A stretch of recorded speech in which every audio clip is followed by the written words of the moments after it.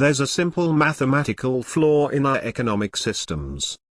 This flaw is at the root of economic recessions, our ever-increasing debt, and the massive gap between the rich and the poor. You might think that it is absurd that in this day and age, a simple mathematical flaw could still exist in our economic systems.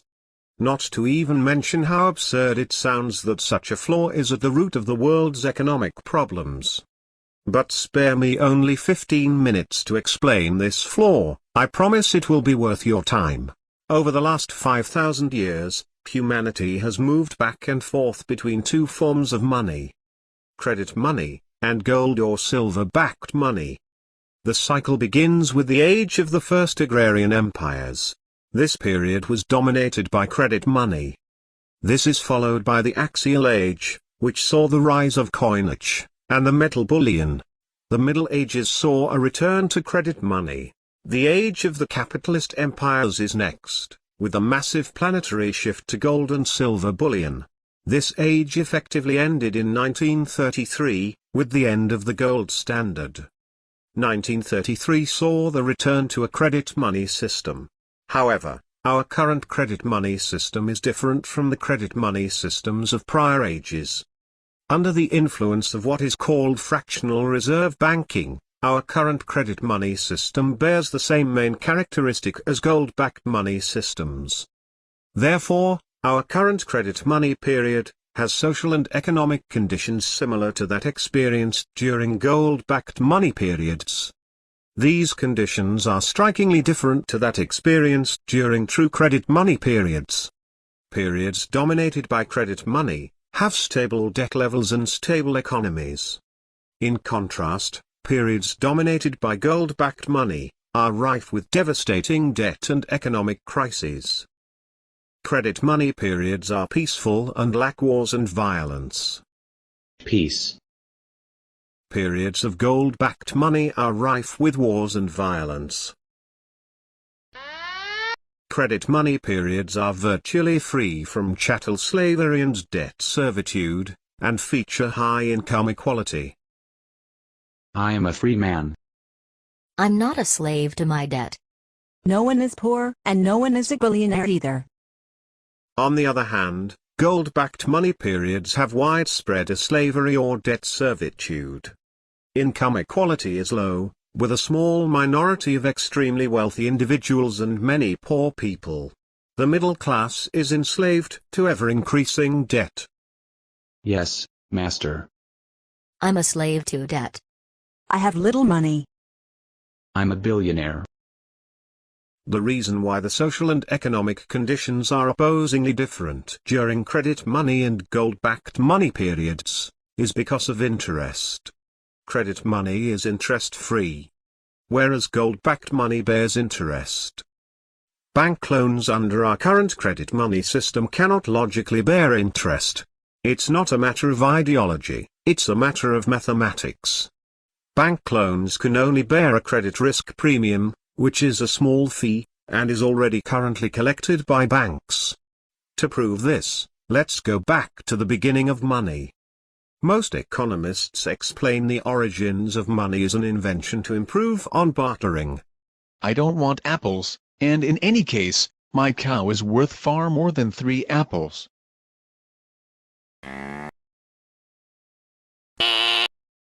I know what to do.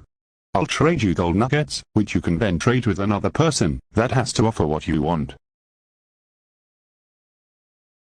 Thank you. However, this familiar story told by economists to explain the invention of money is not actually how it happened. Firstly, for almost a century, anthropologists have been dispelling the myth of barter, as historical evidence suggests a different story. That's not to say that bartering never happened, but that it only happened on a small scale, and was never the main means of trade. Secondly, coin money, like gold or silver-backed money, was not our first form of money. Credit money was first. Here's how the real story goes. I have an extra cow that I don't need. I need a cow. I will accept a debt obligation in exchange for the cow. Here's my signed debt obligation. The equivalent of 1 cow, due in 3 months' time. Thank you. The reason why the debtor did not offer to pay back the equivalent of 1 cow, plus a bit extra to cover interest on the debt, was because the debt obligation held no opportunity cost. In other words, the creditor did not have to hold on to the debt obligation until it matured in 3 months' time. Since the debtor was known by the entire community, other community members would accept the debt obligation as payment, and the creditor could immediately buy goods and services with it. It was as good as cash. Debt obligations did therefore not bear any interest.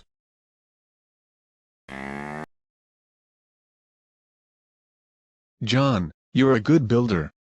Please would you build me a hut, in exchange for a debt obligation from Peter, which is worth 1 cow?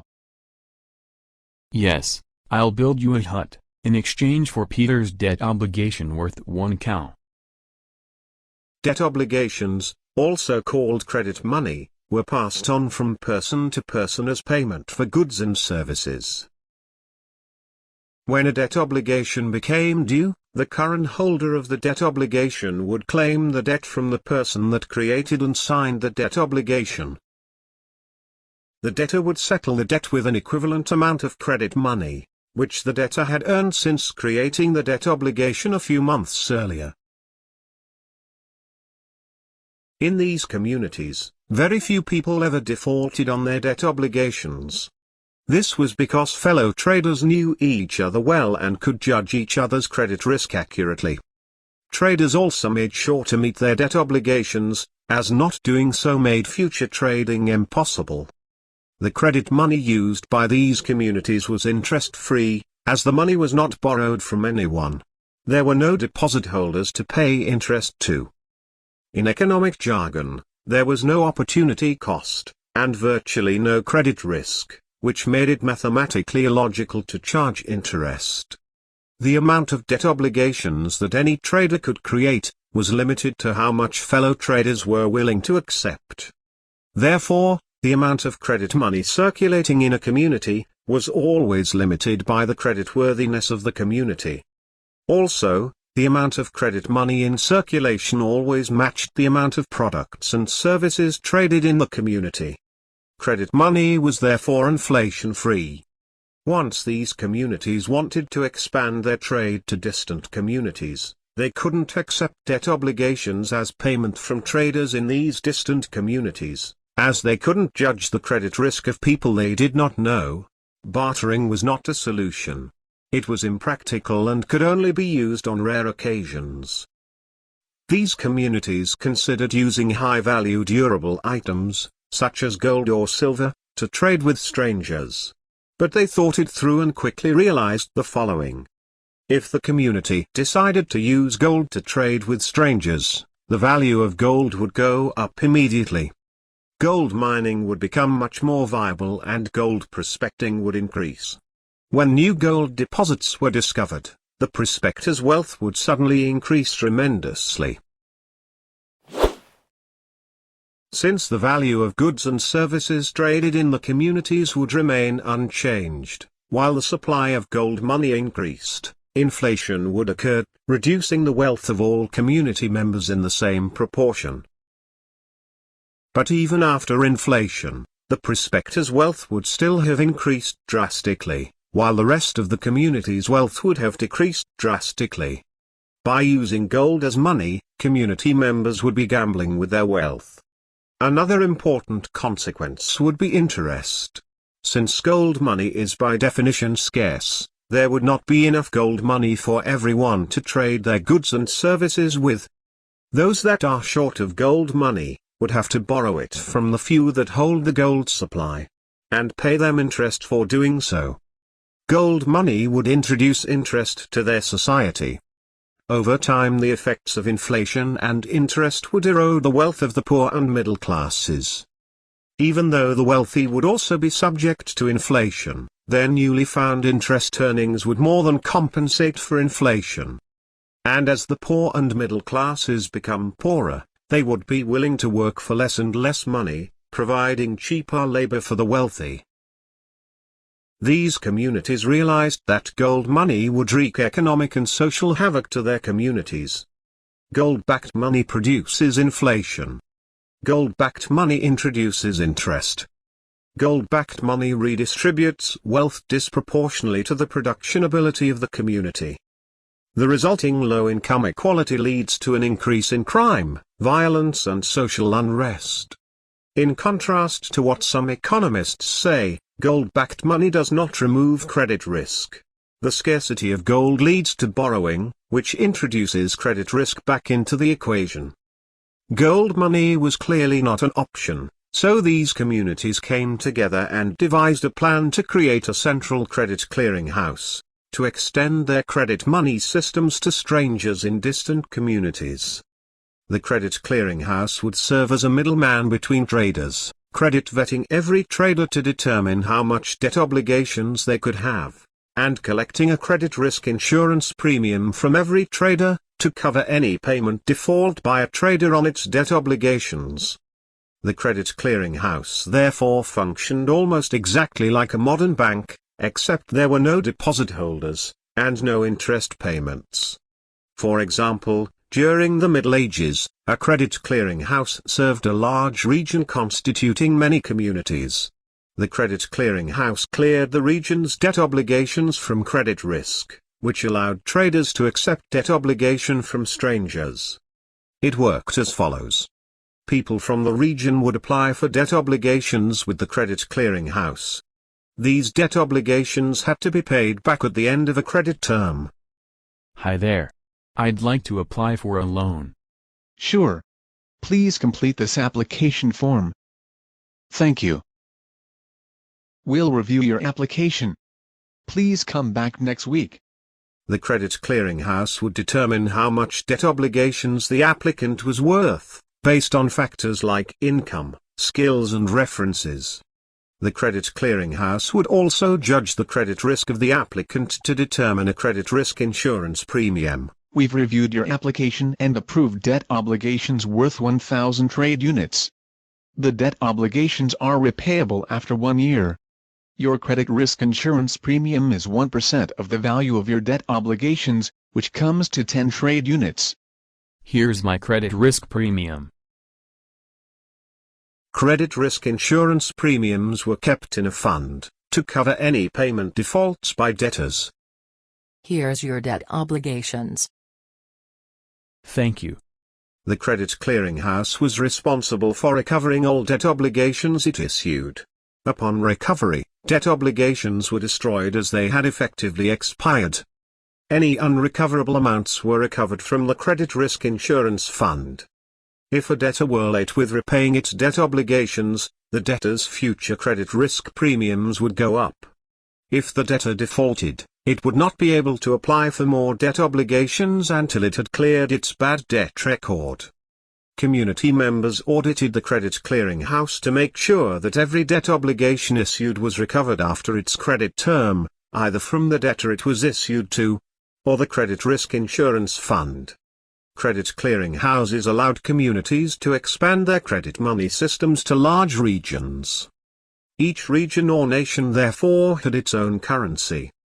When a trader in one country wanted to buy goods and services from a trader in another country, the trader had to exchange its own currency for the foreign currency. At a foreign exchange house, just like we do in the 21st century, credit money facilitated local and international trade without introducing inflation or interest to economies. So why did we start using gold and silver to trade our goods and services with? We were forced to. During the 15th century, leaders across Europe and China started declaring gold and silver as the only legal tender for paying taxes, and outlawed credit money. From that point onwards, inflation and interest became part of our society. Those that did not hold enough gold to trade their goods and services with, had to rent it from the few that held the gold supply. From that point onwards, interest continually transferred money from the majority to a wealthy minority, concentrating wealth in the hands of a few. Eventually, the unsustainable gold money system started showing cracks, But instead of going back to interest-free credit money, and enjoying a fair and stable money system, fractional reserve banking was created. It allowed banks to lend out credit money, at interest. With the interest earned on credit money, paid over to deposit holders of banks, even though deposit holders' money is effectively not lent out. The seeming complexity of fractional reserve banking obscures the fact that banks do not effectively lend out deposit holders' money, but issue borrowers with credit money. The unreasonable flow of money from the majority to a wealthy minority, therefore continues under an interest-bearing credit money system. We might no longer be at the mercy of the inflation produced by the discovery of new gold deposits, but by charging interest on credit money, inflation is introduced once again. As credit money is created out of debt, all our money in circulation carries interest. Therefore, our money supply needs to constantly expand to keep up with our interest charges, even when the amount of products and services traded in the economy remains constant. Therefore, interest-bearing credit money causes inflation. Interest-bearing money has had a powerful and pervasive effect on society over the last 500 years. Concentration of wealth in the hands of a few. Business dominated by a wealthy minority. Debt enslavement of the majority. Inflation, bankruptcies and recessions are mathematically inevitable. Environmental destruction at the hands of desperate debt slaves. Taxes inflated because of interest on government debt. The majority of humans are enslaved to a wealthy minority, through the mechanism of interest. Over the millennia, humanity has gone back and forth between centuries of slavery and centuries of freedom. Let's spread the logic so we can free ourselves once again. It's fitting that humanity's first recorded word for freedom was a word that described freedom from interest. The word was amagi. Interest-free credit money is legal in most countries. Therefore, we can once again create our own interest-free credit money systems as a solution to our current economic crises. To learn more about the problem of interest, its negative consequences and the interest-free solution that is freeing people, go to www.amagi.co.za and www.naturalex.org.